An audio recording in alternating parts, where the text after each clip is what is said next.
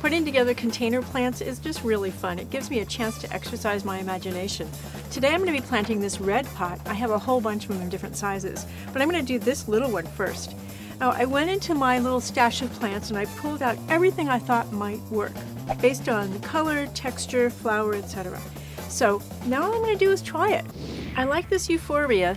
It has green leaves, but the green leaves are blush red that picks up the same color as the glaze. That's good, I like that. It's not big enough to fill the pot, but this is big enough. This is a salvia, and the red flowers are the same color as the pot. I could almost put these two together. Oh, too busy. I could use this chorus with the euphorbia.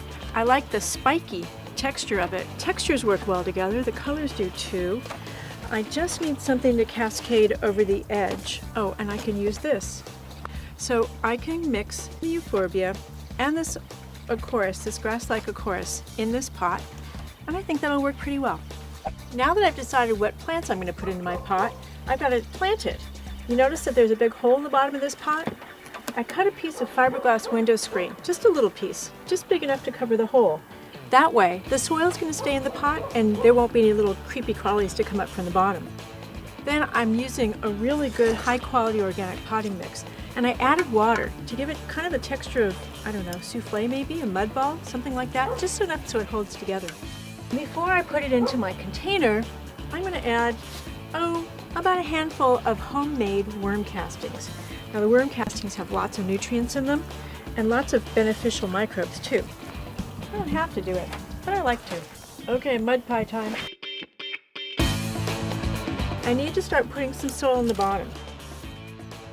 Now the thing that's really important when you plant a container is that when you put the plants in, they have to go in at the same height they were in their little nursery can. I don't want them any deeper, I don't want them any shallower, I want them exactly the same level they are here. So, I'm just going to add potting mix.